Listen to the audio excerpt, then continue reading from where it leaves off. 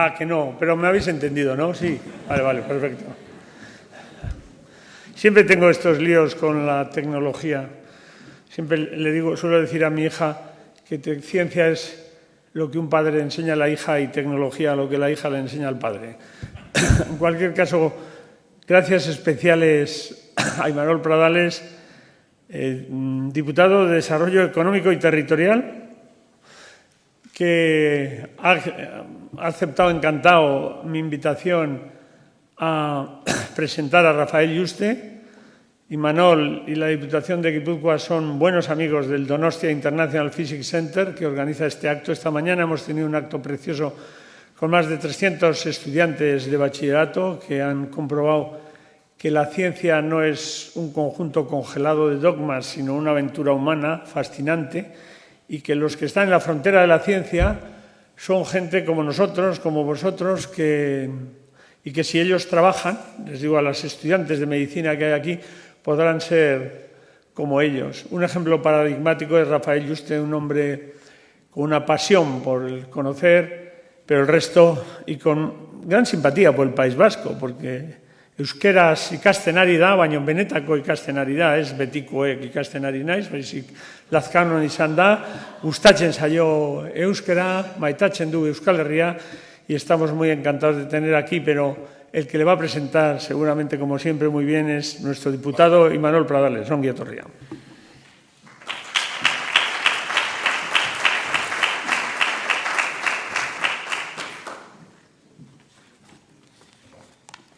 Arratsaldeon guztioi.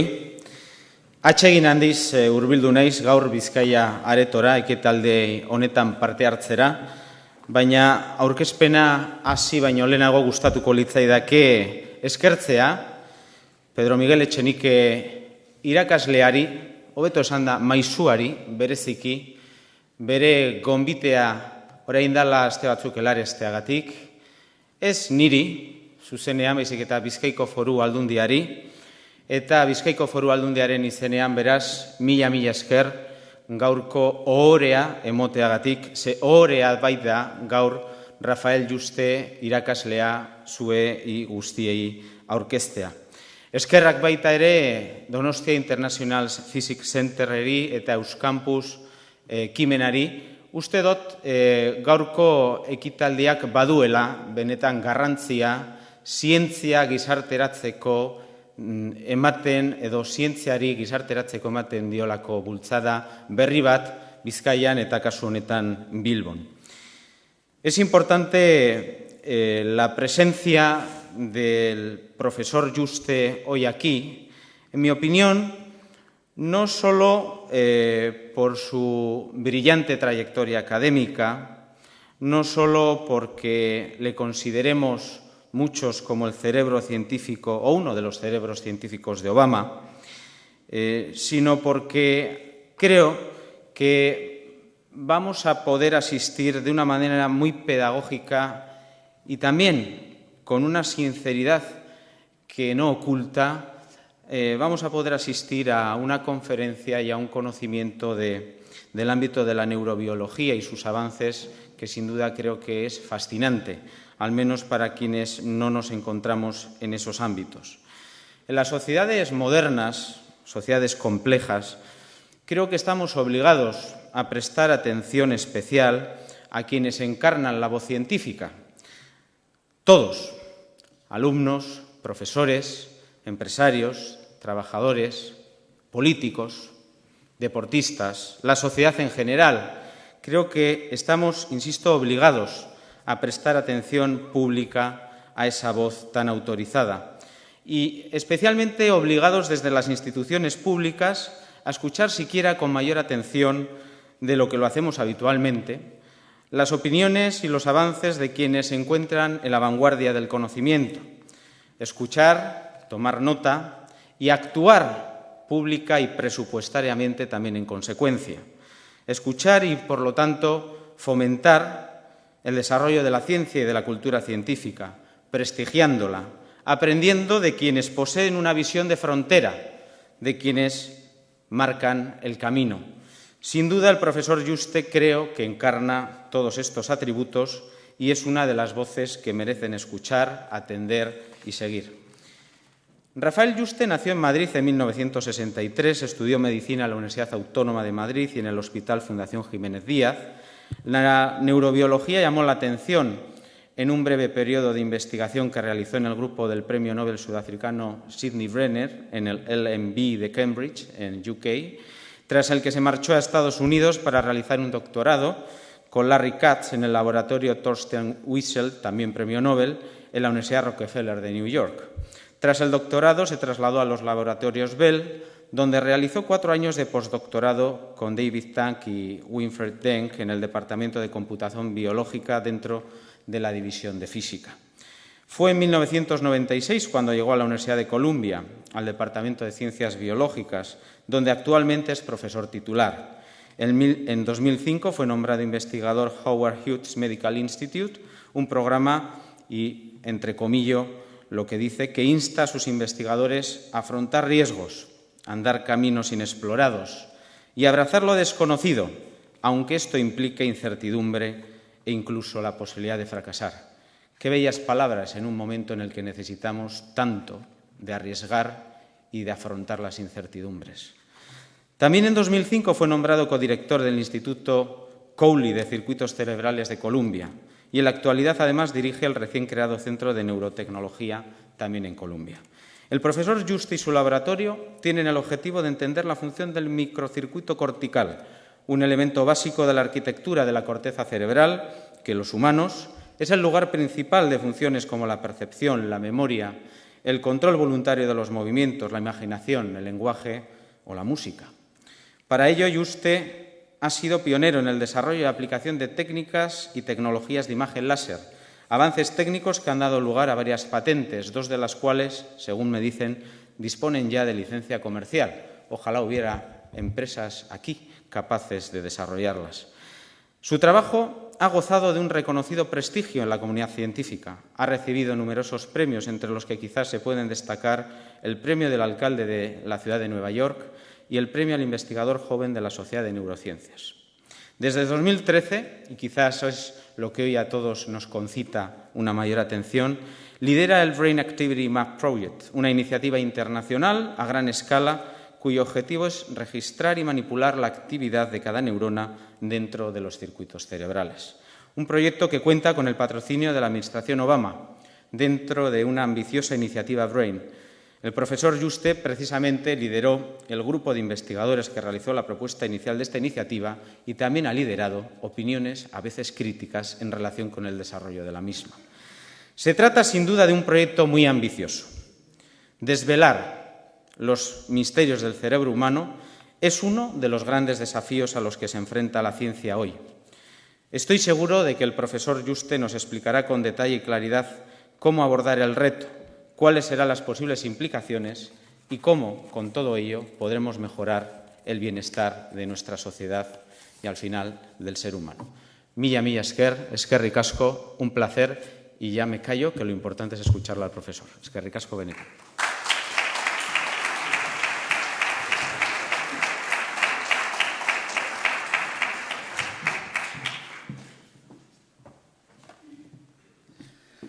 Arratsaldeon guztiori, pozik nago Bilbon zuekin nago, y quería comenzar, para los que os gusten los mapas, con esta foto que tomamos los del laboratorio desde lo alto del tejado de nuestro edificio, mirando hacia el sur. Esta calle iluminada es Broadway, aquí tenéis el río Hudson. Ahí se está poniendo el sol y estos son los rascacielos del Midtown de Manhattan. Y este es el campus de la Columbia donde trabajamos.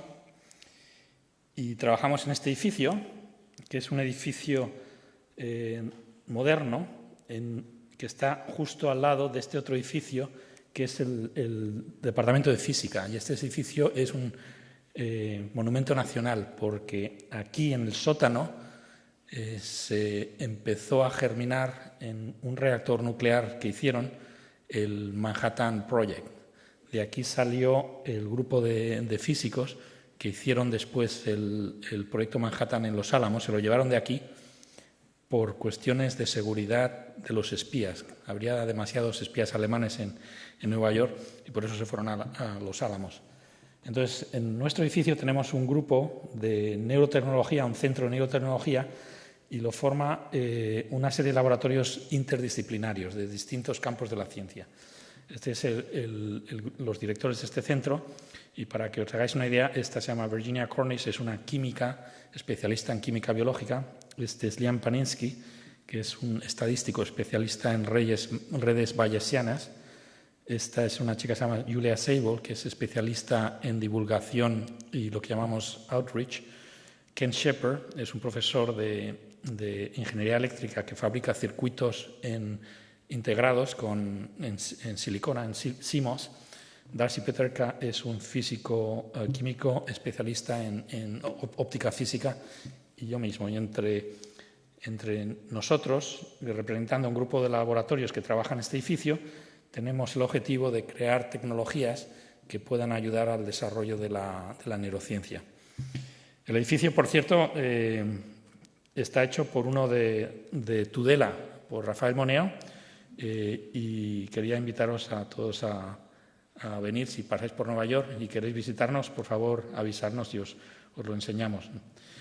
Entonces, aparte de tomar fotos desde el tejado, desde ahí arriba, desde la azotea del edificio, yo también en la ciencia moderna sabéis que trabajamos en grupo. Yo estoy aquí representando a un grupo de gente, que lo tenéis aquí en la foto.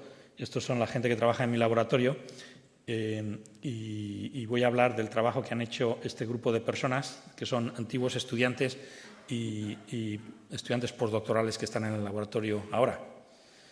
Entonces, además de tomar fotos desde lo alto de los edificios y que nos guste la barbacoa, como veis aquí, tenemos una cosa en común, y es que estamos apasionados por entender cómo funciona la corteza del cerebro. Entonces, el cerebro humano está recubierto por un circuito que se llama la corteza cerebral, porque es como la corteza de un árbol, y que tiene 2 milímetros de grosor, y es lo que llamamos la sustancia gris de los cortes cerebrales que veis aquí. Y este circuito, en estos 2 milímetros, tiene una serie de células organizadas en capas. Como veis aquí hay como distintas capas, donde hay una densidad mayor o menor de células. Y si lo estuviésemos extendido desde el cerebro humano, donde lo tenemos como apretujado dentro del cráneo, la corteza ocuparía una superficie de aproximadamente 1 metro cuadrado, un poco más, ¿no? Entonces, la corteza cerebral es importante porque sabemos ya desde hace un siglo, por estudios de pacientes que tienen lesiones cerebrales, que es el sitio del cerebro, el sitio del cuerpo, donde se genera la actividad mental. Nuestra mente es el fruto de estos circuitos neuronales de neuronas conectadas entre sí en la corteza cerebral. Aquí tenéis dibujos de Ramón y Cajal de algunos tipos de estas neuronas. Neuronas piramidales, que son excitatorias, neuronas no piramidales, que son inhibitorias, ¿no? Estos circuitos tienen una apariencia muy compleja y Ramón y Cajal las llamaba las selvas impenetrables donde muchos investigadores se han perdido.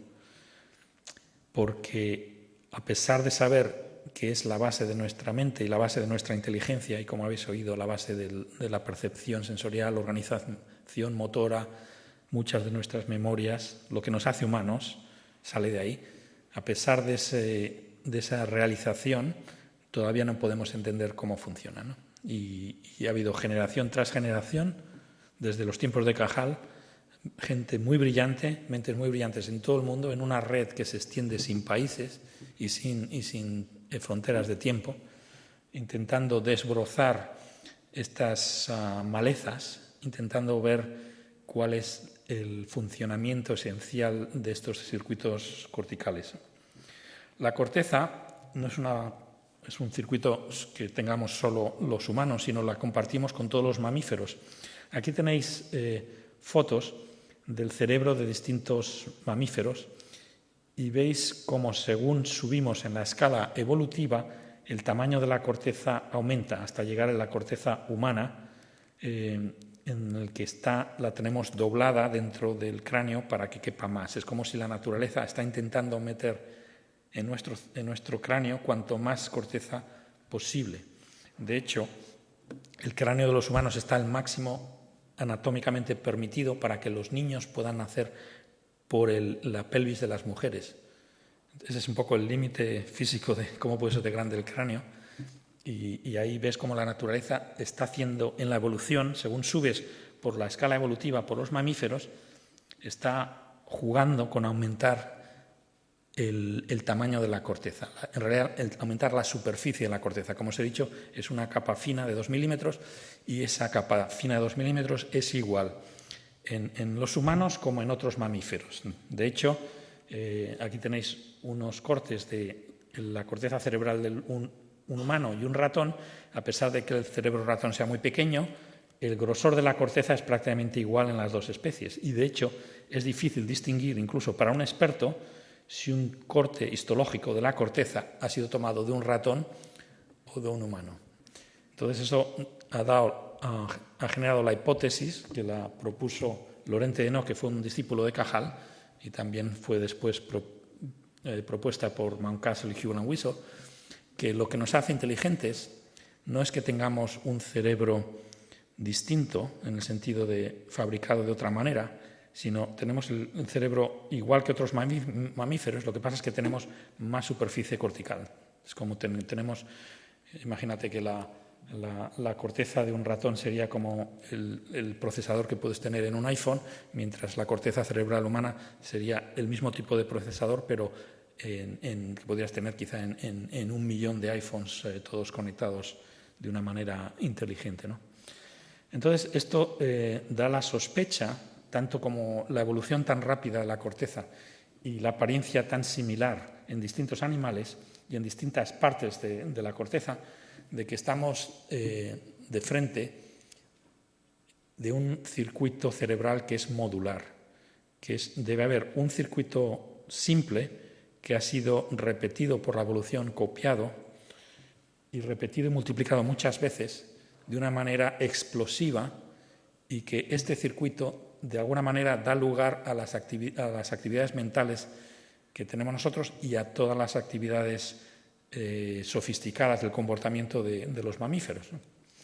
Entonces, la sospecha es que este circuito modular sea también una especie de supercomputadora biológica que pueda resolver cualquier problema computacional que tenga solución.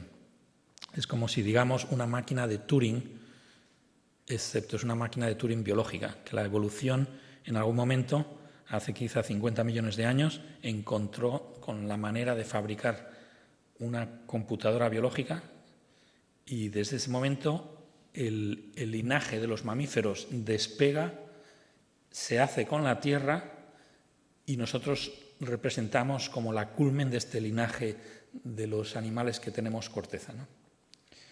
Entonces, esto sugiere que ahí dentro, en estas marañas de estos módulos corticales, tenemos una especie de doble hélice biológica, pero no una doble hélice como la doble hélice del DNA, que, como sabéis, en genética, la doble hélice del DNA fue un modelo simple que pudo explicar un montón de fenomenología y de diversidad biológica que nos rodea.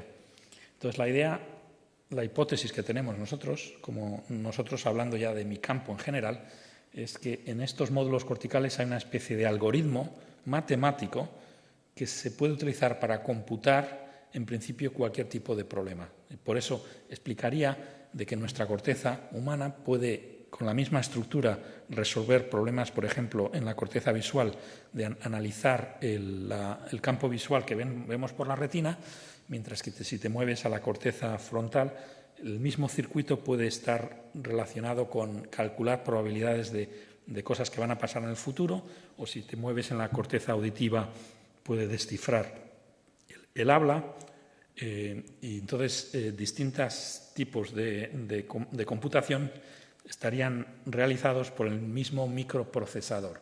Esto es lo que llamamos nosotros un microcircuito, y para daros una cierta escala, es posible que esté formado por unas pocas miles de neuronas conectadas de una manera que no conocemos, pero la idea es que estuviese repetido en el cerebro de un ratón, por ejemplo, 100 veces o 500 o 1000 veces, y en el cerebro de un humano quizá estaría repetido como 1.000.000 de veces, ¿no? Eso es un poco lo que nos motiva. Y si te das cuenta de la importancia que puede tener esto, el entender estos circuitos nos permitirá a los humanos, por un lado, entendernos a nosotros mismos por dentro. Por primera vez entenderemos cómo surge la mente humana, y como somos una especie que nos definimos por nuestras habilidades mentales, será el eje de nuestra cultura futura, porque es un entendimiento científico de qué es lo que nos hace humanos. Entender la corteza, entender estos microcircuitos, aunque parezca un tema tan abstracto, tiene una importancia también brutal para la medicina actual. Las enfermedades mentales y muchas de las enfermedades neurológicas son patologías de estos circuitos, de los circuitos corticales. Y no conocemos la manera de arreglar los problemas que tienen nuestros pacientes porque no conocemos todavía la hélice esta del DNA de la corteza cerebral. No conocemos el funcionamiento básico de estos elementos. Entonces no podemos arreglarles, como diríamos, no podemos arreglar la máquina que está estropeada porque no sabemos cómo funciona. Y entender estos circuitos tiene también una gran importancia económica, porque si pensáis lo que está comentando, si esto es una computadora biológica, una máquina de Turing, si se pudiese entender, se podrían fabricar computadoras o maneras de tratar la información mucho más inteligentes de lo que tenemos ahora, mucho más eficaces de los métodos que tenemos ahora en nuestras computadoras y en nuestros teléfonos inteligentes. Entonces, como os decía, llevamos 100 años intentando averiguar cómo funciona la corteza cerebral, cómo está organizada, y esto es una tarea que empieza con Cajal, y como contribuyentes al fisco, como ciudadanos, me podríais decir, bueno, ¿y qué ocurre con los neurobiólogos? ¿Por qué no han solucionado todavía este problema que tiene tanta importancia para la humanidad, ¿no? Pensaría, llevan ya 100 años, muchas generaciones, mucho dinero, miles de personas en todo el mundo, pues ¿cuál es el problema? O sea, ¿qué es lo que os falta, ¿no? Entonces, en general, la gente dice que es un problema muy complejo. Entonces, achacan la falta de progreso en la neurociencia al número tan alto, elevadísimo de neuronas y sus conexiones, y como decía Cajal, a estas selvas impenetrables, las junglas impenetrables, ¿no?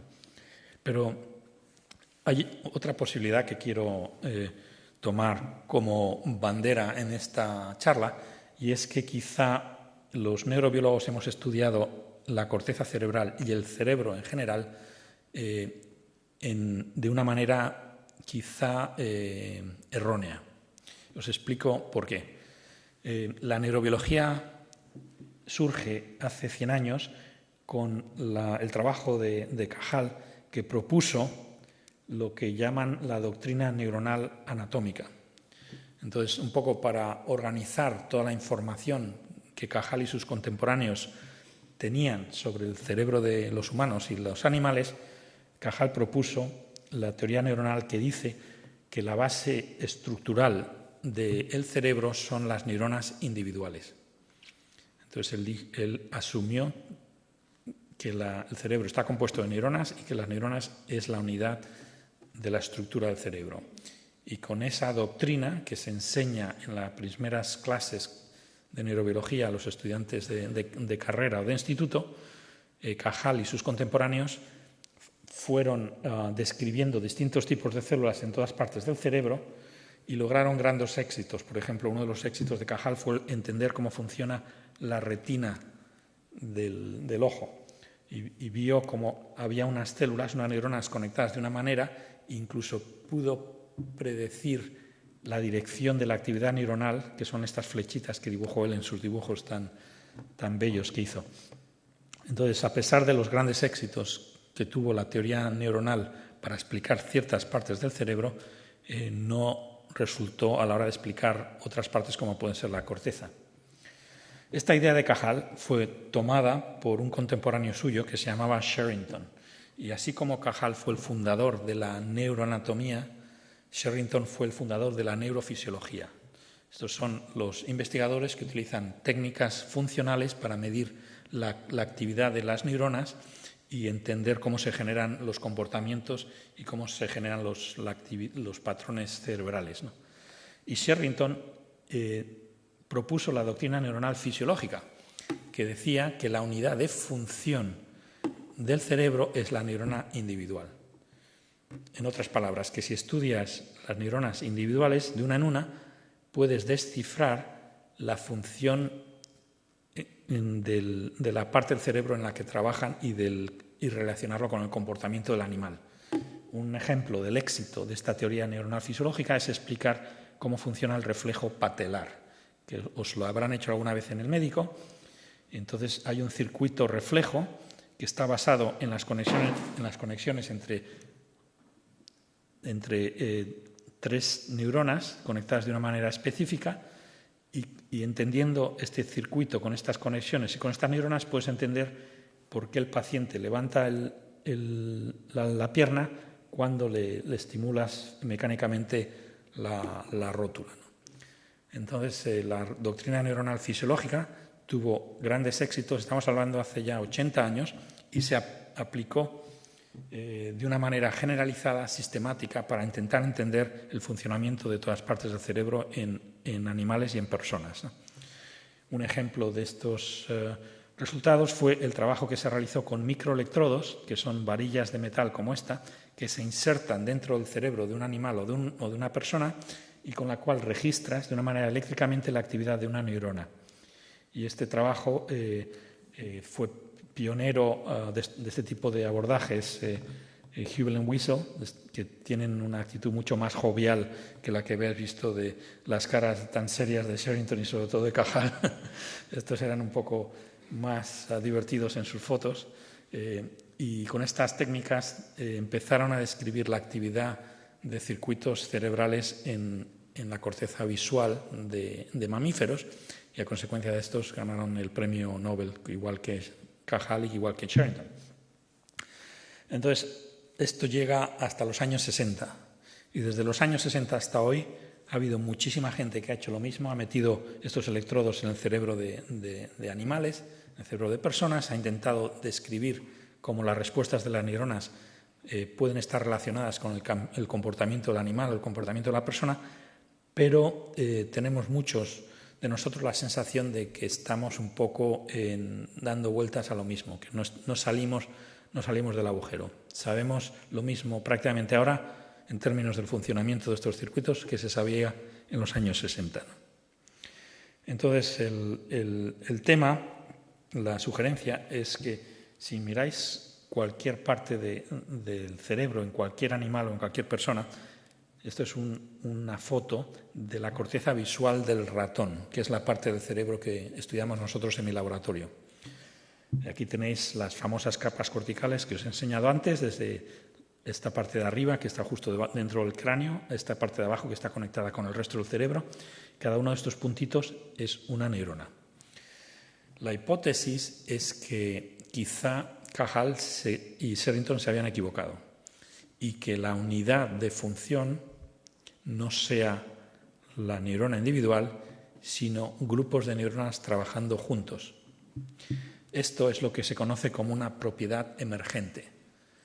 Una propiedad emergente es una propiedad de un sistema físico, de un sistema biológico, que está compuesto de muchas partes y que surge de la interacción entre las partes, pero por definición no está presente en las partes individuales. Un ejemplo es el magnetismo. Tenéis un imán y lo despedecéis entre átomos individuales, los átomos no tienen propiedades magnéticas, pero en el momento que las acoplas, algo surge que genera el magnetismo. Estamos viviendo en un mundo rodeado de propiedades emergentes y muchas veces no nos damos cuenta. Os voy a poner un ejemplo, que es, por ejemplo, el televisor que veis todos los días, las pantallas de los ordenadores, en los cuales el ver la imagen es una propiedad emergente que está basada en la correlación entre las actividades de los píxeles distintos. Entonces, un poco lo que hemos intentado hacer en neurobiología hasta ahora es registrar la actividad de una neurona de un animal como este, intentar comparar, mientras el animal está realizando un comportamiento, intentar comparar la actividad de esta neurona en este animal con la actividad de esta otra neurona en otro animal distinto. Es un poco como si estuviésemos intentando ver una película en la televisión viendo un píxel solo y luego comparándolo con otro píxel de otra película, de otro televisor, ¿no? Entonces, sí, os imagináis lo imposible que va a ser intentar descifrar qué es una película y qué pasa en la película, ¿no?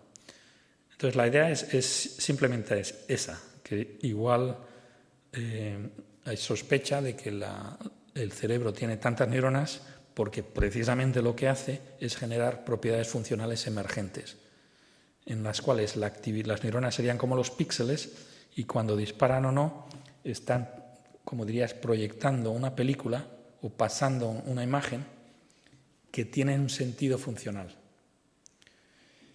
Entonces, si piensas de esa manera y vuelves a la corteza del cerebro, dirías, bueno, ¿cuál es la manera mejor de entender esta función emergente? Esta función que por definición no está presente en las neuronas individuales. Pues evidentemente lo que tienes que hacer es mirar la actividad de todas las neuronas. Es para ver la película con todos los píxeles o con todos los que puedas, ¿no?, de la pantalla, para que veas si hay de verdad propiedades emergentes. Entonces, el problema es que no puedes hacer esto con electrodos. Si intentas registrar, como os he enseñado antes, con un electrodo de una neurona, y dices, bueno, voy a meter más electrodos para registrar más neuronas, pero esto vas a acabar convirtiendo al cerebro en una especie de queso gruyère lleno de agujeros, porque no puedes meter tantos electrodos. Para daros una idea del número de neuronas, esta corteza cerebral del ratón, solamente el área visual tiene 180.000 neuronas, y es un área cortical pequeñita, ¿no? No puedes meter 180.000 electrodos ahí, no caben, ¿no? Entonces dirías, bueno, pues igual hay técnicas como la resonancia magnética, pueden revelar la actividad cerebral de todo el cerebro a la vez y ahí podrías ver quizá toda la pantalla de televisión. Estas técnicas de resonancia magnética, pioneras que fueron desarrolladas precisamente en el grupo en el que trabajé en los laboratorios Bell por Ogawa y Tank, en realidad sí te permiten ver la actividad de todo el cerebro a la vez de un paciente, pero no tienen resolución espacial ni temporal suficiente para ver cómo disparan las neuronas. Es un poco como intentar ver la televisión desde el espacio, ¿no? Ves que hay algo, o desde un avión, ves que algo ahí se calienta y hay un televisor encendido, pero no puedes distinguir qué es lo que pasa dentro de esa televisión. Entonces, esas técnicas, a pesar de que han sido muy útiles en neurobiología, no nos sirven para explorar de verdad este campo intermedio entre la actividad de neuronas individuales y la actividad de grandes números de neuronas en un cerebro de un animal. Y eso fue el germen de la idea del proyecto del Brain Activity Map, el mapa de actividad cerebral, que fue propuesto por un grupo pequeño de científicos que venían de distintas ramas interdisciplinarias, venían de la física, de la genética, neurobiólogos como yo, y propusimos un proyecto a larga escala, un poco copiando el modelo que ha tenido tanto éxito en el genoma humano, de desarrollar técnicas, primero de una manera en laboratorios individuales y después en centros de genómica, en centros nacionales o internacionales a larga escala, pues hacer una cosa parecida para la neurobiología, pero no para secuenciar genes, sino para desarrollar técnicas para medir la actividad de todas las neuronas. Entonces, la propuesta nuestra fue medir primero las técnicas de desarrollo interdisciplinar para medir la actividad de cada una de las neuronas en un circuito neuronal completo, que puede ser el cerebro de un animal pequeño, como aquí tenéis un ejemplo de un gusano, que tiene un cerebro de unas 300 neuronas, una mosca de la fruta, que tiene un cerebro alrededor de 100.000 neuronas, el pez cebra, que tiene ya unas cientos de miles, o un ratón. Y igual que en el genoma humano, el desarrollo de estas técnicas puede ir por fases durante un periodo de 10 a 20 años y puedan ser aplicadas de una manera paulativa a especies cada vez con cerebros cada vez más grandes, ¿no? Estas técnicas no pueden ser desarrolladas por neurobiólogos porque no tienen ni la capacidad tecnológica. Necesitamos importar a la neurobiología expertos que vengan de las ciencias físicas, de física, ingeniería, química, informática, computacional, matemáticos, que ayuden a desarrollar este tipo de técnicas de una manera trabajando en conjunto. Esto fue nuestro primer objetivo, medir la actividad de todas las neuronas, y por cierto estas son las diapositivas mismas que les enseñamos a la Casa Blanca en un periodo de año y medio durante 6 reuniones que tuvimos con el grupo de ciencia del presidente Obama. Y tuvimos también otro objetivo segundo, que es no solamente desarrollar técnicas para medir la actividad, sino para poder alterar la actividad, para poder cambiar la actividad. Y la razón es para poder corregir las actividades neuronales anormales que posiblemente tengan los pacientes con enfermedades mentales y enfermedades neurológicas.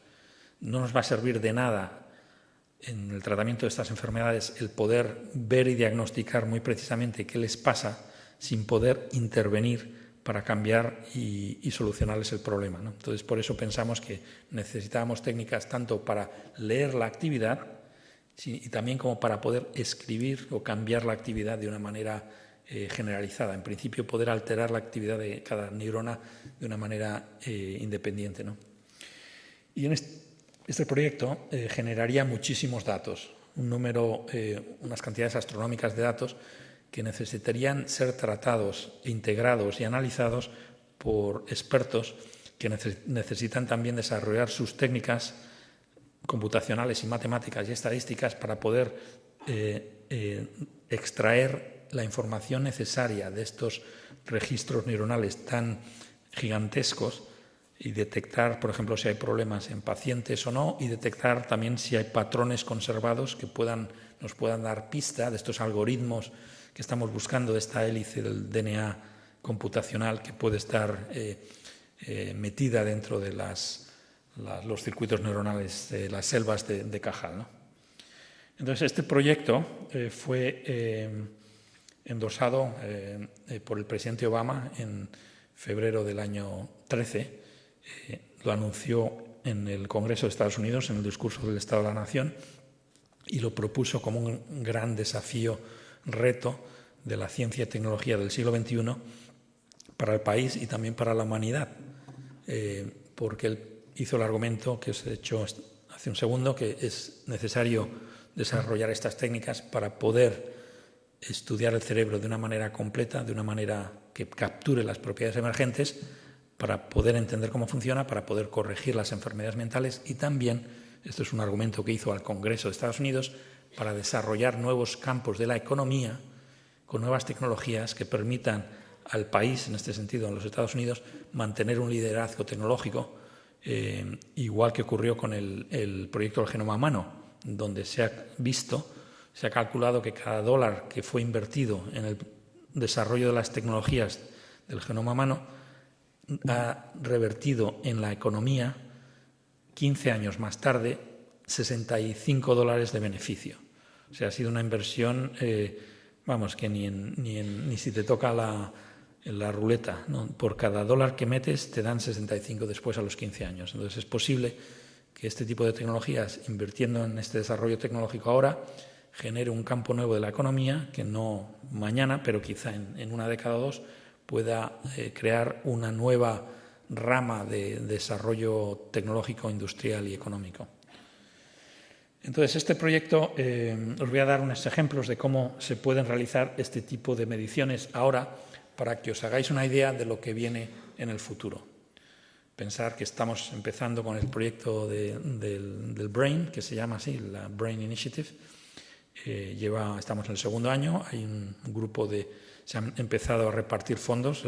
El Congreso de Estados Unidos dio $100 millones el primer año, 300 millones el segundo año, que es este año, y hay ya más de 25 laboratorios involucrados en el desarrollo de estas tecnologías, y una de las tecnologías para poder realizar este tipo de mediciones, medir la actividad de todas las neuronas o alterar la actividad de todas las neuronas, utilizan métodos ópticos. Entonces ahí os puedo contar un poco una anécdota de cómo empecé yo en este tipo de temas durante mi tesis doctoral que realicé, como habéis oído, con el profesor Katz en el laboratorio de Wiesel, y utilizamos unos compuestos químicos que habían sido desarrollados por los químicos orgánicos para medir de una manera con fluorescencia, de una manera óptica, la concentración intracelular de calcio. El calcio es un ion que entra en las neuronas. Esto representa una neurona. Cuando la neurona dispara, se abren canales de calcio y aumenta la concentración intracelular de calcio. Con lo cual, si tú mides esta concentración con estos productos químicos que cambian el color cuando se unen al calcio, entonces, si tú sigues la fluorescencia de una manera óptica con un microscopio, puedes ver cuando la neurona dispara. Y esto, por ejemplo, lo demostramos aquí en este trabajo, en el cual estamos registrando con un electrodo, como el que os he enseñado antes, la actividad de una neurona. Este es el voltaje de la neurona versus a lo largo del tiempo, durante un par de segundos. Y estos son los disparos de las neuronas, los famosos potenciales de acción. Cada vez que estimulamos a la neurona dispara. Y abajo tenéis la medición de la fluorescencia, una medición óptica que se hace con un láser de la concentración de calcio de esta neurona, utilizando estos colorantes sensibles al calcio. Y como veis, cada vez que la neurona dispara hay un cambio pequeñito en la concentración de calcio. Esto representa la concentración de calcio sobre el tiempo, de manera que puedes descifrar, puedes indagar qué es lo que le ha ocurrido a la neurona si ves la concentración de calcio en el cuerpo celular de la célula. Esto nos permitió a Larry Katz y a mí tomar películas como esta, en la cual cada puntito es una neurona y cada vez que la neurona cambia el calcio es porque ha disparado. Entonces tenéis aquí con las neuronas que se vuelven rojas, representan el momento en el que estas neuronas disparan. Aquí tenéis un grupo de 500 neuronas en la corteza cerebral de un ratón. Esto es actividad espontánea, no estamos estimulando a estas neuronas, están disparando ellas solas. Y esto es una película de 10 minutos en la vida de este trozo de cerebro del ratón, vista a través de esta película de la concentración de calcio en cada una de estas neuronas. Estos experimentos al comienzo los hicimos en microscopios que solo nos permitían ver la superficie del cerebro, porque desafortunadamente para los investigadores el cerebro tiene las propiedades ópticas de un vaso de leche y no puedes ver a su través. No se puede ver con luz visible, pero sí se puede ver con luz infrarroja. Y esto fue un descubrimiento que se hizo, lo hicieron unos físicos, incluyendo Winfried Denk, con el que trabajé en los laboratorios Bell, y con él utilizamos unos láseres de luz infrarroja, láseres ultra rápidos, que tienen unos pulsos de luz muy pequeñitos de femtosegundos, y con esta luz infrarroja puedes penetrar dentro del cerebro de animales y visualizar la actividad neuronal y también la morfología de estas neuronas. Estos son ejemplos de neuronas que están vistas por este microscopio. Son las mismas neuronas que dibujó Cajal, excepto en el caso de Cajal eran cortes histológicos de animales muertos y nosotros las estamos viendo en animales vivos. Y uno de los descubrimientos, como veis aquí, es que estas neuronas tienen partes de la neurona que se están moviendo. Esto para que os hagáis una idea del desconocimiento que tenemos sobre el funcionamiento del cerebro, a pesar de saber desde hace ya, desde los años 90, que las neuronas se mueven, todavía no entendemos por qué se mueven. ¿Cuál es la razón funcional de estos movimientos de las neuronas que, por cierto, deben estar ocurriendo en vuestros cerebros ahora mismo? Igual que estas películas que os he enseñado de la actividad neuronal, es lo mismo que debe estar ocurriendo ahora mismo dentro de vuestro cerebro. Aquí tenéis, por ejemplo, una película en un ratón vivo. Es un ratón que está corriendo encima de una bola de plástico.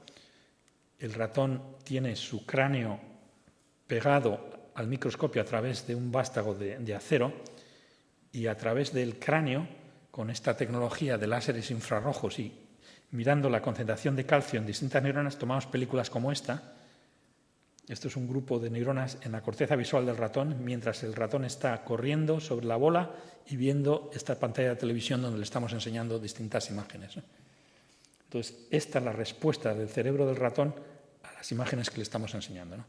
Y esta a la derecha es el análisis de este tipo de películas, en el cual veis cómo las neuronas se disparan en grupo.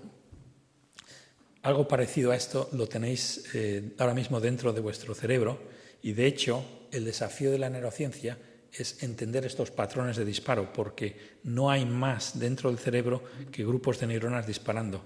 Entonces, todo lo que somos, nuestra mente, surge de una propiedad emergente de este tipo de datos, ¿no? Entonces, la idea es mapear la actividad de circuitos neuronales enteros a base de desarrollar microscopios cada vez más potentes que nos permitan ver, como diríamos, cada vez trozos más grandes de la pantalla cerebral, ¿no? de la película que puede estar ocurriendo. Y el proyecto BRAIN, a lo largo de los 15 años que propusimos, podían desarrollarse estas técnicas de manera que en 5 años pudiésemos seguir la actividad de 50.000 neuronas, quizá en 10 años de 1 millón de neuronas, y en 15 años quizá ver la actividad entera de un cerebro de un animal, de un mamífero que puede estar comportándose, ¿no? Por ejemplo, un ratón, o hay unos mamíferos, el mamífero que tiene el cerebro más pequeño es una musaraña, que tiene un cerebro de 1 millón de neuronas, y con eso se podrían ver, incluso antes de 15 años, cómo funcionan todas las neuronas del cerebro del ratón o de esta musaraña mientras el animal está comportándose y está realizando su vida, ¿no? Esto lo hemos empezado nosotros y otros grupos de gente en el mundo, aunque estamos todavía por aquí. Hemos logrado ya ver la actividad entera del cerebro de unos invertebrados pequeñitos que se llaman la Hydra vulgaris. Los voy a enseñar ahora mismo la película de la actividad cerebral de este animal. Si me podéis bajar las luces, por favor. Aquí tenéis una hidra. Tiene un tamaño de medio centímetro. Los puntitos que veis de luz son todas las neuronas de su sistema nervioso. Es una hidra transgénica. Tiene colorantes sensibles al calcio, como esos que os he enseñado. Se los hemos metido de una manera genéticamente. Y cuando la neurona dispara, es cuando la neurona se enciende y ves que hay como flashes de luz, ¿no? Entonces podemos verle la actividad a todas las neuronas de su sistema nervioso mientras el animal se está comportando. Estudiamos la hidra, aparte de estudiar el ratón, porque así como la corteza cerebral de los mamíferos, podrías decir, es el culmen de la evolución del sistema nervioso, es la parte más sofisticada, quizá más poderosa de los sistemas nerviosos que tenemos en la Tierra. La hidra es un nidario. Los nidarios son una de las formas basales de animales más simples que hay en el árbol de la vida. Son los primeros animales que tienen neuronas, que tienen sistema nervioso. Entonces estáis viendo el sistema nervioso más primitivo que tengamos en la Tierra, estos nidarios, esta hidra, ¿no?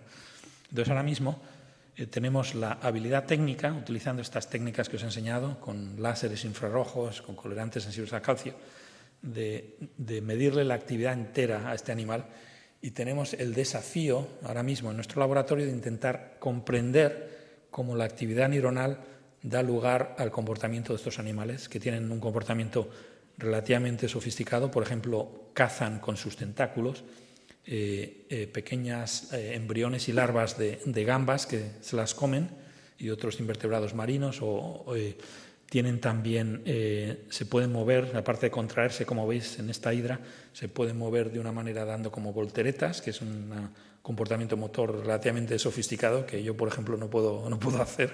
Y estas hidras con 300 neuronas lo hacen. Entonces, como veis, es un desafío importante el tener por primera vez en la historia los datos completos de cómo funciona un sistema nervioso para poder descifrar el código que se utiliza a estos animales para generar el comportamiento. Y una de las cosas que hemos descubierto en estos registros ópticos de la actividad de la hidra es que mucha de la actividad que ocurre, por ejemplo, ahora mismo, ocurre en la ausencia de movimiento. De hecho, hemos calculado que la mayor parte de la actividad de estas neuronas se activan cuando el animal está quieto y no sabemos cuál es el origen o el significado de esta actividad espontánea, que por cierto tenemos también en nuestro cerebro. La corteza cerebral tiene una actividad espontánea robusta, tanto como si estamos generando un comportamiento como si no. De hecho, tenemos incluso más actividad durante el sueño que cuando estamos despiertos. Y la corteza visual que os he enseñado antes, la actividad que vemos que os he enseñado era actividad espontánea. Si apagamos las luces al ratón, las neuronas no solo no paran de disparar, sino siguen disparándose de una manera coordinada, ¿no? Como si estuviesen haciendo algo. Eso nos enseña un poco el desconocimiento que tenemos sobre cómo funcionan estos circuitos. La idea es desarrollar estas técnicas a lo largo de los próximos años, de la próxima década o las 2 décadas, y utilizar esta tecnología en pacientes humanos donde es altamente necesaria. Los microscopios que fabricamos en el laboratorio los construimos nosotros mismos. Tenemos unos equipos en mi laboratorio, hay gente que viene de ingeniería, de física, de química, de informática, aparte de biólogos o médicos. Y estos son un tipo de microscopio, un microscopio que es de 2 fotones, con estos láseres enormes. Este es un láser infrarrojo. Y estos microscopios son muy grandes y nos lleva mucho tiempo fabricarlos y construirlos y cuestan mucho dinero. Pero la idea es miniaturizar estos microscopios de manera que se puedan meter se puedan hacer portátiles y se puedan incluso implantar en el cráneo de un paciente. De esta manera se podría registrar la actividad de estos circuitos cerebrales en un paciente, por ejemplo, que tenga un ataque epiléptico, un paciente que tenga una crisis esquizofrénica. Entonces, desde este punto de vista, podríamos obtener registros neuronales bastante completos, no de todo el cerebro, pero por lo menos de la parte del cerebro que está dando los síntomas clínicos. Una cosa de un valor incalculable para poder entender cuál es el problema con estos pacientes y poder diseñar estrategias para cambiarle la actividad a estos pacientes, ¿no? Entonces os voy a hablar un poco de cómo podríamos cambiarle la actividad cerebral a estos pacientes. ¿Qué técnicas tenemos hoy para poder realizar este tipo de alteración de la actividad neuronal? Y ahí también, así como las técnicas para medición de la actividad nos han venido de la química, de química orgánica, y de la física de óptica física de láseres, las técnicas para cambiar la actividad de las neuronas, las técnicas que utilizamos en mi laboratorio, nos han venido de la química inorgánica y de los ingenieros químicos que fabrican placas solares. Entonces resulta, esto es una colaboración con un químico inorgánico en Argentina que se llama Echenique, precisamente igual que Pedro Miguel, lo escribe así, vienen de Iparralde, llevan a varias generaciones ya en Buenos Aires, y Roberto Echenique es un especialista en este metal que se llama rutenio, que está en el centro de la tabla periódica de los metales y que ha sido utilizado para fabricar antenas solares, antenas químicas. Resulta que puedes utilizar el rutenio y lo puedes conjugar a unos polímeros químicos que captan la luz de una manera muy eficiente. De hecho, es tan eficiente que hace como 10-15 años los químicos inorgánicos trabajando en placas solares decían que iban a solucionar el problema de energía del mundo porque iban a lograr hacer placas solares con un porcentaje de eficiencia mucho mayor que el que tenemos ahora, ¿no? Si alguien consigue romper la barrera de los 30% de eficiencia de las placas solares, pueden revolucionar la energía en el mundo. Entonces, estos químicos decían, es que lo podemos hacer con las antenas solares de rutenio. El problema es que cuando la luz da a estas antenas solares, las rompe los enlaces metales que unen al rutenio con los polímeros que captan la luz, ¿no? Entonces, si haces una placa solar con rutenio, la puedes utilizar una vez. Entonces, eso no va a solucionar los problemas de la energía del mundo.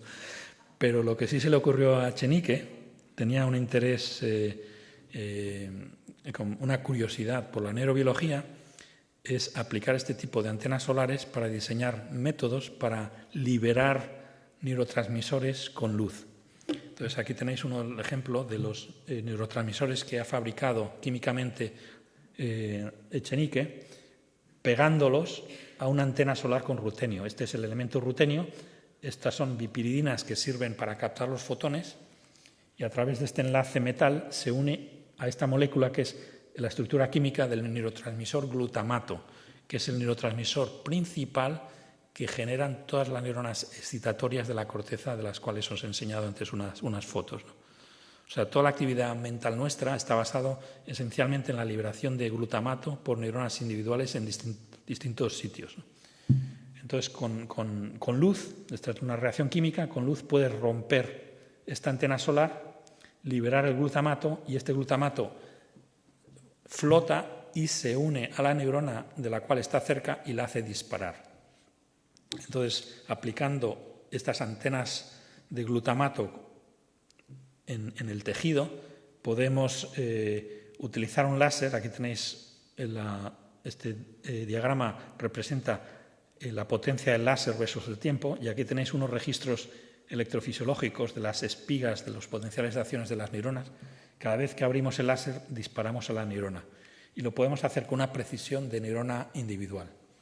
Entonces es un poco tener un instrumento óptico que nos permite ir a un circuito neuronal como este, analizar la posición de todas las neuronas con una computadora, y esto se puede hacer en menos de un segundo, identificar dónde están, programar el láser para que las vaya visitando a todas de una en una y dispararlas a base de la liberación de estas antenas solares con el glutamato. Es como si estuviésemos tocando el piano con el cerebro, si os imagináis que esto fuese como las teclas de un piano, y puedes utilizar óptica y computadoras que dirijan a los láseres para tocar la melodía que quieras, melodía entre comillas, de disparar las neuronas en los patrones espaciotemporales que prefieras, ¿no?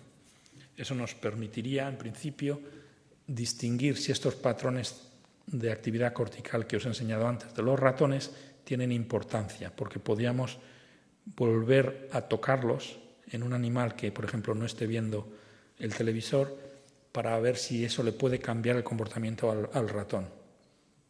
Y esto se puede aplicar también en pacientes humanos. Con Echenique hemos fabricado antenas no solamente para el glutamato, sino para el GABA. El GABA es el principal neurotransmisor inhibitorio del cerebro. De hecho, cuando te tomas una benzodiazepina, cuando tomas Valium, estimulas los receptores de GABA y por eso se calman tus circuitos neuronales y a consecuencia de eso se calma tu comportamiento, porque estás un poco inundando el cerebro de actividad inhibitoria, ¿no? Pues esto lo podemos hacer ópticamente ahora.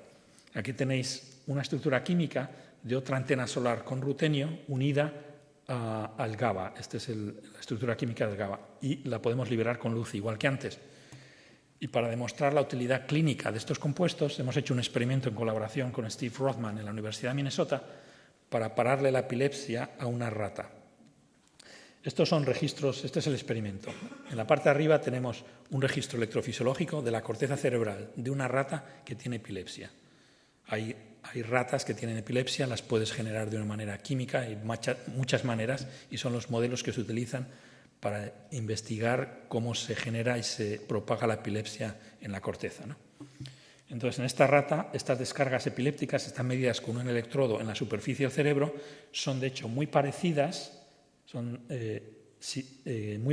a los que se pueden ver en muchos pacientes humanos que tienen síndromes epilépticos crónicos y que tienen descargas epilépticas pues en este caso cada pocos segundos, ¿no? Entonces a este animal le hemos perfundido, hemos puesto estos compuestos, antenas solares con GABA dentro de su corteza cerebral, y les hemos, en mitad de las descargas epilépticas, encendemos la luz y mirad lo que le pasa a las descargas epilépticas. Se paran durante un periodo de como 2 minutos. Le hemos parado la epilepsia a este animal, ¿no? Y esto lo hemos hecho en animales de laboratorios. Imaginaros en pacientes epilépticos en el futuro que haya terapias ópticas basadas en la liberación de estos compuestos que puedan parar la epilepsia a pacientes que tengan epilepsias crónicas. La epilepsia afecta al 1% de la población en todas las culturas del mundo, en todas las partes del mundo.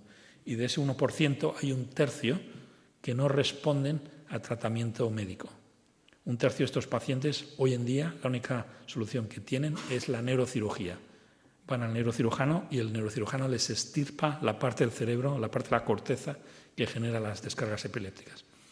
Imaginaros en un futuro un paciente que tome una pastilla con estos compuestos activados por luz, pueden ser estos que os he enseñado o otros, ¿no? Y estos compuestos se difunden por todo el cerebro y no hacen nada hasta que enciendes una luz. Imagínate una luz potente. Imaginaros estos pacientes van a tener una descarga epiléptica y sacan una linterna muy potente de su bolsillo, se la aplican al cráneo, encienden la linterna, se libera un neurotransmisor inhibitorio en la zona del cerebro que les molesta y se para la descarga. Sería una manera óptica de parar las descargas en pacientes, que es una cosa que podemos hacer hoy en roedores ya, ¿no? Un poco os da la idea de las tecnologías que vienen a través del desarrollo de estas técnicas, en el caso ópticas, no solo para leer la actividad del cerebro, sino también para cambiar la actividad del cerebro. Entonces, aparte de estos dos objetivos, os he comentado cómo es muy importante que haya desarrollo también de tecnologías para poder almacenar y analizar los datos tan gigantescos que vamos a obtener en este proyecto BRAIN. Y os voy a dar unos números un poco para poneros en perspectiva. Imaginaros que seamos capaces de construir estos microscopios y medir la actividad de todas las neuronas de un cerebro, de la corteza cerebral de un animal, por ejemplo, de una musaraña, tiene 1 millón de neuronas y las tenemos que medir con una frecuencia de medición de 10 kilohercios para poder seguir los disparos de todas las neuronas. Eso es un poco el objetivo número 1 de nuestro proyecto, medir la actividad de todas las neuronas, que no se nos escape ninguna.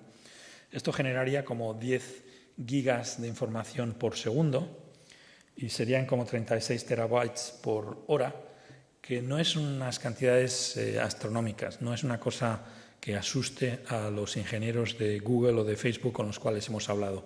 Tienen unos volumen de datos muchísimo más elevado.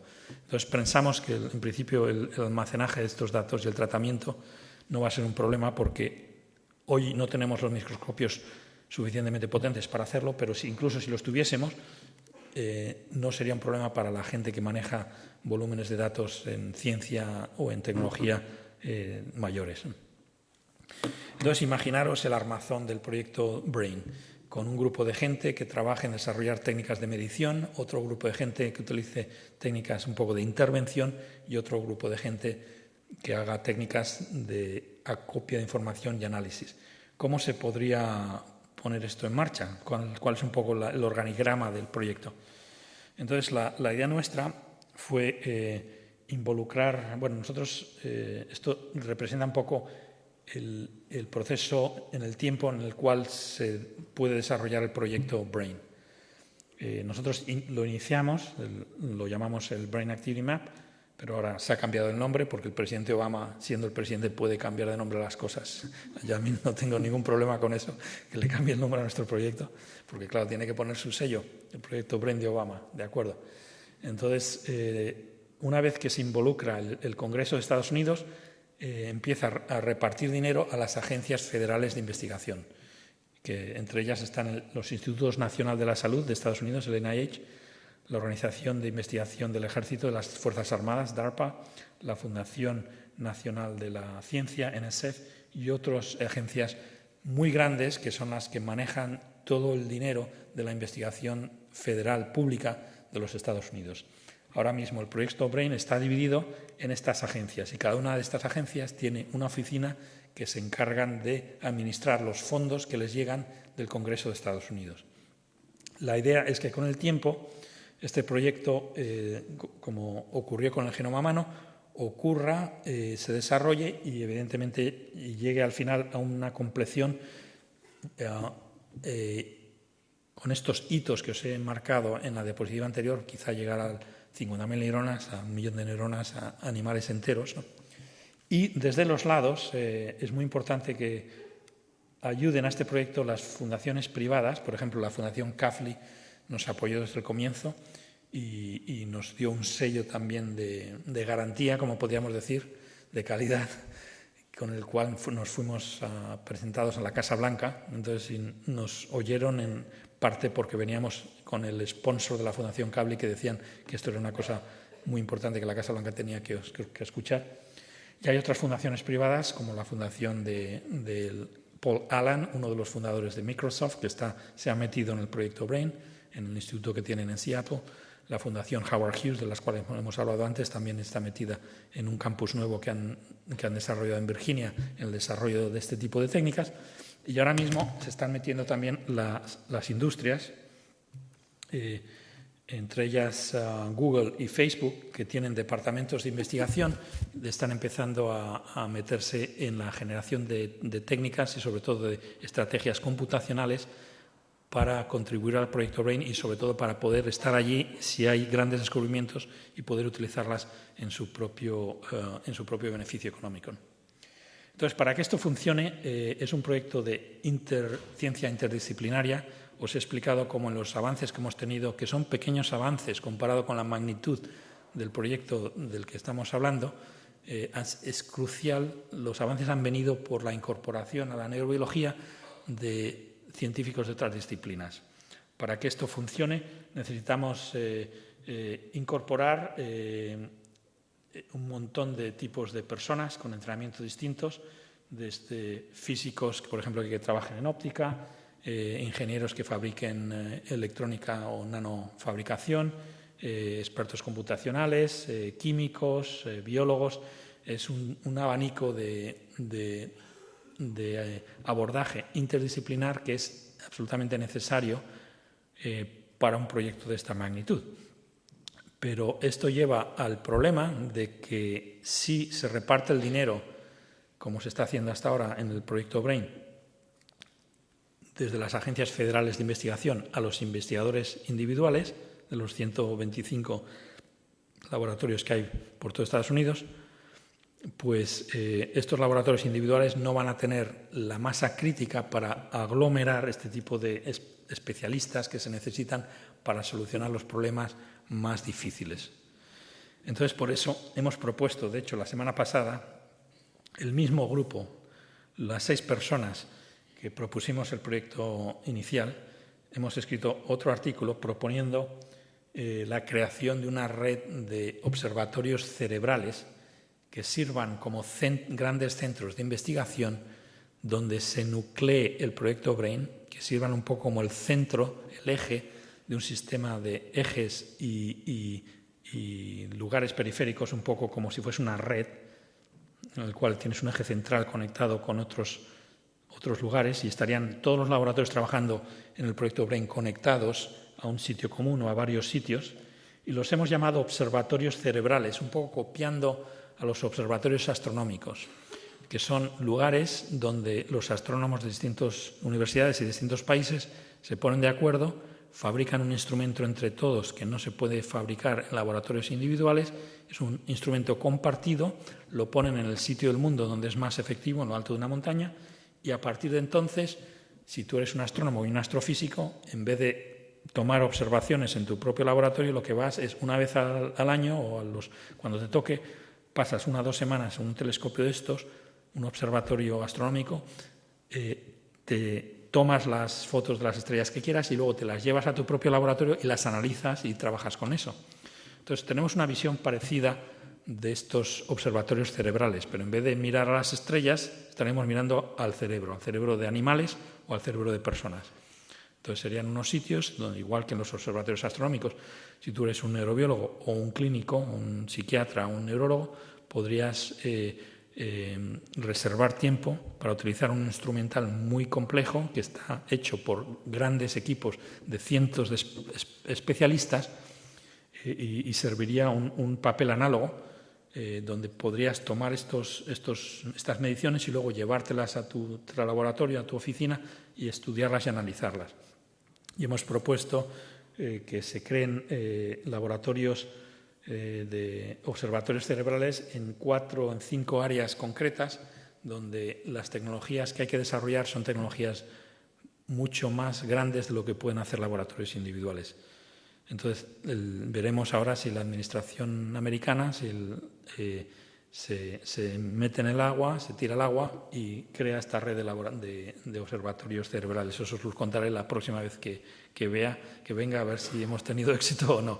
Está recién propuesto, ¿no?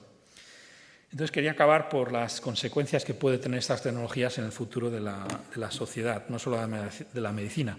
Aquí tenéis una paciente que es paralítica. No puede mover ni los brazos ni las piernas. Puede mover un poco la cabeza y tiene en su cerebro unos electrodos en la corteza motora. Y estos electrodos están conectados a una computadora y con esta computadora está moviendo el brazo robótico. Y es la primera vez que puede beber un trago de agua en los últimos 20 años. Y eso es posible porque la computadora ha recibido la información de los electrodos de unas cuantas neuronas de su corteza y en esta interfaz cerebro-computadora, a base de entrenamiento, con sus pensamientos ha podido entrenar a este brazo robótico para que se mueva. Esto es un hito en la historia de la medicina, de la neurología increíble, porque significa que con el pensamiento acoplados a interfaz cerebro-computadora, somos capaces y seremos capaces cada vez más de mover brazos robóticos o exoesqueletos.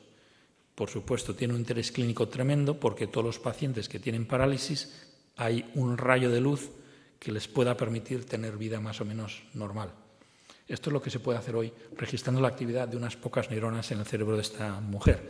Imaginaros lo que se podría hacer si tendríamos estos microscopios de los cuales os he hablado antes y en vez de registrar la actividad de 3 o 4 neuronas, se verían la actividad de cientos de miles de neuronas a la vez.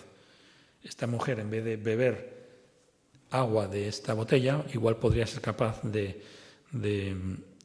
conducir un coche. Esto lleva a la posibilidad del control mental de objetos a través de estos brazos robóticos, ¿no? Y esto sería un desafío para nuestra sociedad, que esta tecnología entre en la sociedad. Y también hay más aspectos de futuro que hay que discutirlos. Por ejemplo, si somos capaces de predecir, viendo la actividad mental de una persona, lo que la persona está pensando. Esto es lo que estamos intentando hacer ahora con la hidra. Pero imaginaros que se pudiera hacer con una persona. Leerle la actividad mental y descifrar el código de las neuronas y poder adivinar lo que está pensando la persona, ¿no? O, todavía más ambicioso, y si se pudiesen construir sistemas de computadora que replicasen las actividades mentales. Eso es lo que sería la inteligencia artificial, pero inteligencia artificial de verdad, utilizando los mismos algoritmos que se utiliza el cerebro para generar pensamiento. Por esas razones quiero acabar con la propuesta que hemos hecho de crear comités éticos, paneles éticos donde estén representados expertos en bioética, neurobiólogos también, expertos legales, incluso expertos en filosofía e incluso representaciones de la ciudadanía que permitan que esta tecnología, según se va creando, se utilice en beneficio de la humanidad. Que sea tecnología diseñada para ayudar a los pacientes y que no se utilice de una manera en contra de unos límites éticos o legales que se pueden predecir, se pueden ver antes de que ocurran. Entonces hay muchos temas de mucha importancia, que es cuáles son los derechos de los participantes en estos experimentos como humanos, qué es lo que nos define como personas, cuáles cuestiones de dignidad personal, de derechos de privacidad, ¿no? Son, como veáis, temas que afectan a nuestra sociedad y esperemos discutir estos temas en unos paneles éticos de los cuales estamos formando y, de hecho, si tenéis sugerencias, me sirvo también como vehículo para canalizar estas sugerencias al proyecto BRAIN. Entonces, con esto acabo. Aquí tenéis una foto de mi maestro de Cambridge, Sidney Brenner, Y una frase que dijo que me pareció muy acertada es que el progreso en la ciencia depende de nuevas técnicas, nuevos descubrimientos y nuevas ideas, posiblemente en este orden. A veces los científicos pensamos que somos muy listos y que te puedes imaginar pues, soluciones a problemas muy complejos, pero en realidad muchas veces dependemos crucialmente de las técnicas para que nos permitan ver más allá de los que han venido antes. Entonces, si podemos solucionar el problema de las selvas impenetrables de Cajal, no es porque seamos más listos que Cajal, sino porque tenemos técnicas que no tenía él. Entonces, quizá el progreso de la ciencia depende en gran medida de la gente que desarrolle métodos nuevos, porque esos son los que nos abren el campo, nos abren la puerta a todos los demás para que veamos más allá. Muchas gracias.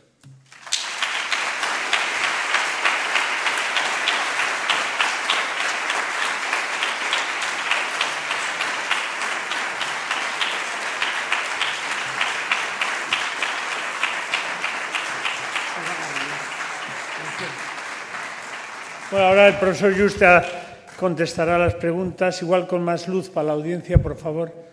Ya veo que tiene buenos colaboradores, sobre todo en Argentina, pero ¿alguna pregunta? A la luz para que veamos. Más luz, por favor.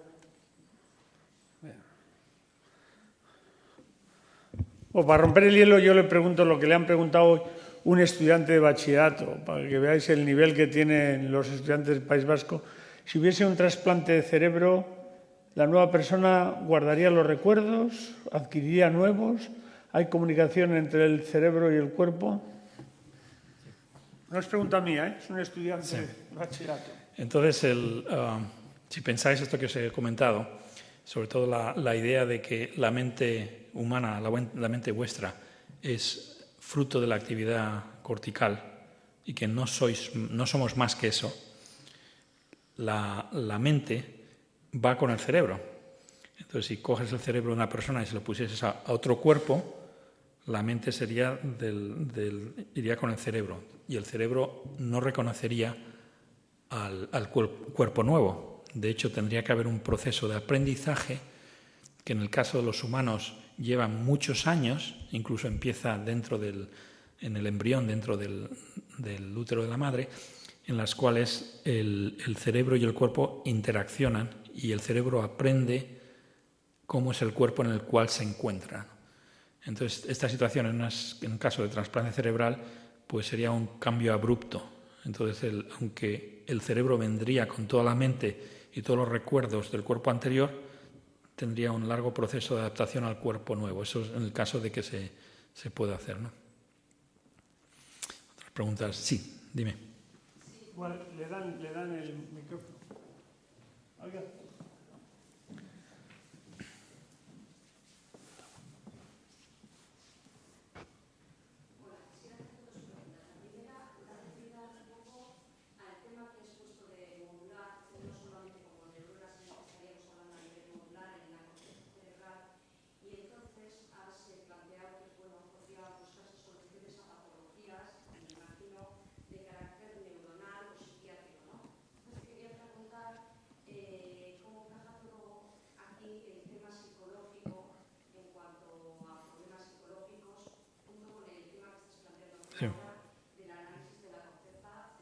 Sí. Sí. Como veo que en este grupo en el reparto de dinero también está el ejército, planteo, por ejemplo, si esto os preocupa bastante de cara a que el ejército pueda utilizar en un futuro próximo, por ejemplo, estas nuevas técnicas para poder analizar a la población más allá de mantener los derechos de esa población. Sí. Son muy buenas preguntas las dos. Los aspectos psicológicos de la personalidad no surgen del éter, sino están basados precisamente en la función de la corteza. Las actividades mentales y las actividades psicológicas están conectadas. Entonces, todo lo que he dicho sobre las patologías mentales se aplica igual a las patologías psicológicas. Si una persona tiene un problema psicológico, es porque hay ciertos grupos de neuronas en ciertas partes de su cerebro que están disparando de una manera que puede ser anormal. Y esto se podría diagnosticar e incluso es posible revertir o corregir, ¿no? el ejército de Estados Unidos, ante mi sorpresa, cuando fuimos a presentarles este proyecto, están interesados en ello por el problema que tienen de los veteranos de guerra, que son más de 100.000 que llenan los hospitales con tantas guerras en las cuales se han metido los americanos, que se meten en una detrás de otra por razones de geopolítica, pues esto se paga un precio de un coste humano brutal, porque vuelven estos veteranos con lesiones cerebrales, parálisis, como estas personas que os he enseñado, esta mujer, problemas cerebrales de daño crónico, síndromes de estrés crónico, y no pueden hacer nada por ellos. Entonces ellos tienen un poco la sensación de que estas técnicas les va a ayudar a sus veteranos y se sienten soldados unidos con lazos de fraternidad y de responsabilidad con los soldados que han sufrido heridas de guerra, ¿no? Pero puedes decir, bueno, pues está muy bien que ayuden a sus veteranos, pero también podrían utilizar estas técnicas para desarrollar armas o sistemas más inteligentes de guerra. Eso es otra razón por las cuales es importante que tengamos comités éticos en los cuales este tipo de tecnología, a pesar de que esté subvencionada por fuentes del ejército militar, eso no significa que no tienen también ellos la responsabilidad de ajustarse a los criterios que se dictaminen en estas comisiones.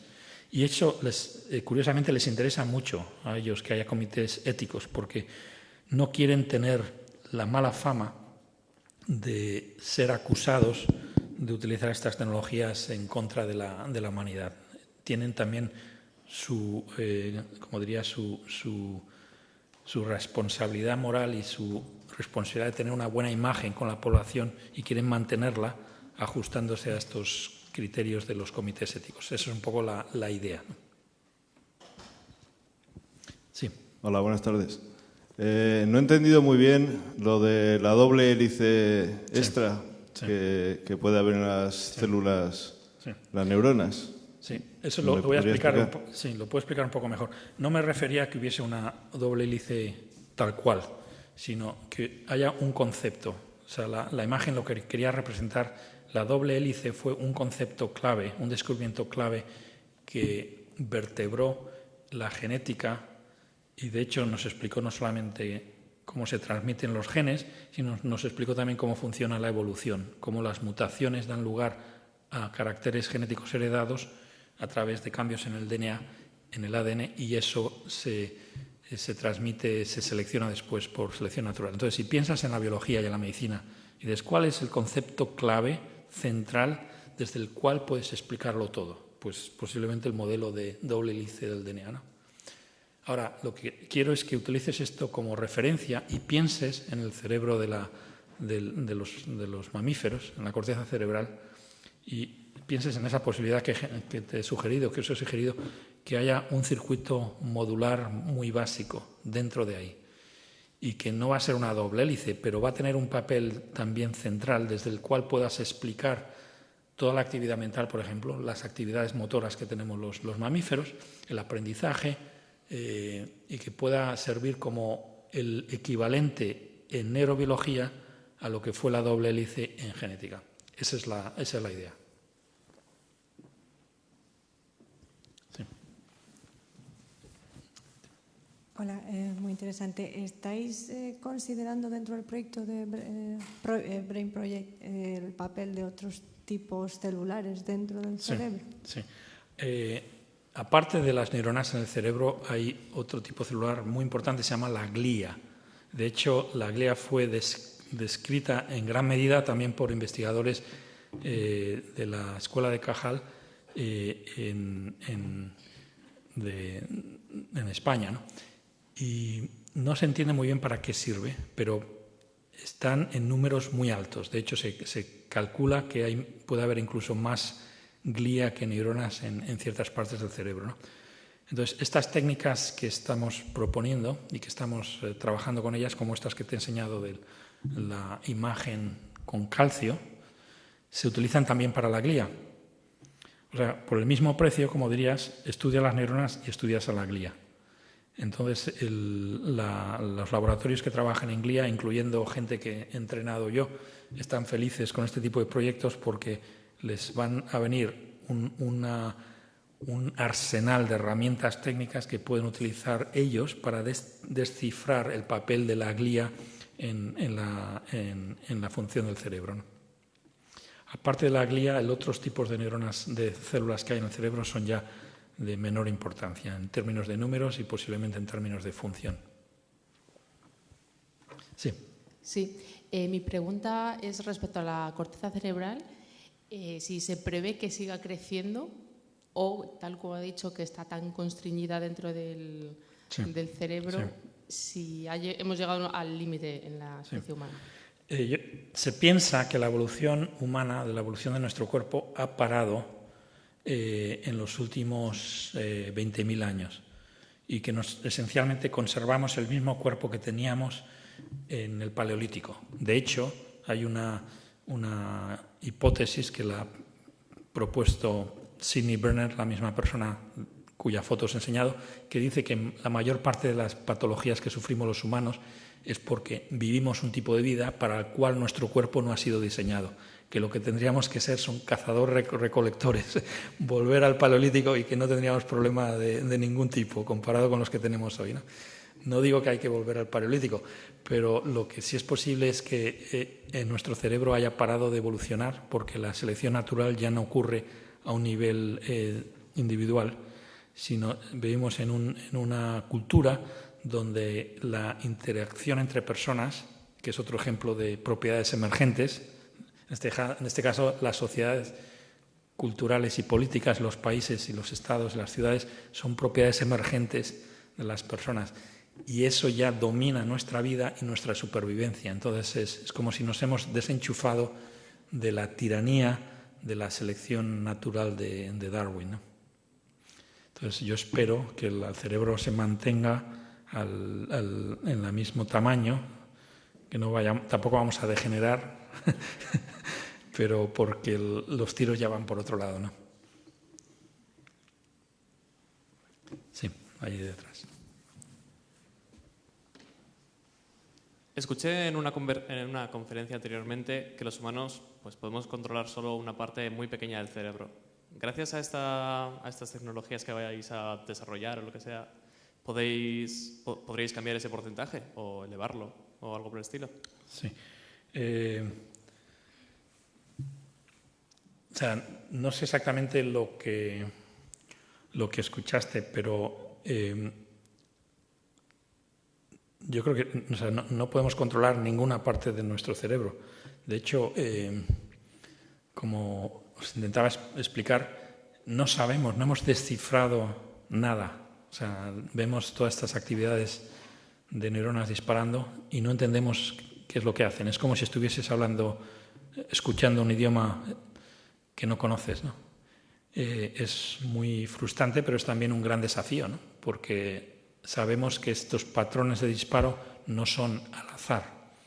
Los vemos como se repiten y a veces tienen alguna conexión con lo que está haciendo el animal. Entonces sabemos que es un idioma, pero no necesitamos un diccionario, ¿no? Entonces es difícil decir si podemos controlar una parte del cerebro o no, porque todavía estamos un poco en unos periodos muy preliminar de este tipo de investigaciones. Sí.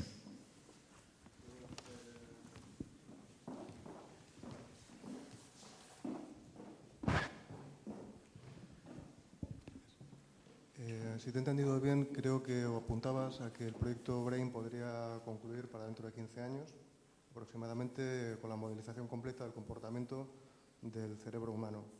¿Eso quiere decir que dentro de 15 años razonablemente llegaríamos ya a una inteligencia artificial hard o podría ser similar? Sí. El objetivo en 15 años no es medir la actividad de todo el cerebro humano, sino de todo un animal que puede ser un mamífero. El cerebro humano es mucho más grande, como os he enseñado, el tamaño del cerebro de cualquier otro mamífero, pero lo que sí se podría es ver la actividad de un trozo de cerebro humano, por ejemplo, del trozo de un cerebro de un paciente epiléptico, esquizofrénico, de un niño autista, por ejemplo, para intentar descifrar cuál es el problema, ¿no? Pero de ahí a generar una inteligencia artificial hay un paso que no estoy seguro si va a ocurrir o si no va a ocurrir. Y me explico. Depende cómo funciona el cerebro. Ahí yo veo dos posibilidades. Si la manera de funcionar del cerebro no depende de la estructura física del cerebro, entonces sí se podría replicar en una máquina, en una computadora y generar una mente artificial, una inteligencia artificial. Pero imagínate que sí depende de la estructura del cerebro. Que en ese caso, si quieres replicar la inteligencia artificial, tendrías que construir un cerebro igual, biológico, igual que el que estás intentando replicar. Y dices, bueno, ¿cómo es posible? Imagínate, te lo explico con el concepto de la vida. Sabemos mucho, los biólogos y los médicos, de qué es la vida y cómo funcionan las cosas que viven, las células, por ejemplo, la vida más simple que hay, una célula, ¿no? Pero nadie ha fabricado una célula. ¿Por qué? Porque depende del hardware. Para fabricarla tendrías que hacer una cosa igual. O sea, hay gente que dice, hemos creado vida artificial en una computadora. No, eso no es vida. Vida artificial sería una cosa que, como depende del hardware, depende de la membrana celular, de las propiedades de las proteínas, del DNA, lo que tienes que hacer para generar vida artificial es fabricar una célula igual, ¿no? Entonces, ¿y si el cerebro funciona de una manera que dependa del hardware? Entonces ahí no vamos a poder hacer inteligencia artificial. Haremos máquinas que sean muy potentes, igual que podemos hacer, yo que sé, aviones que vuelan, pero eso no sería lo mismo no sería una inteligencia, ¿no?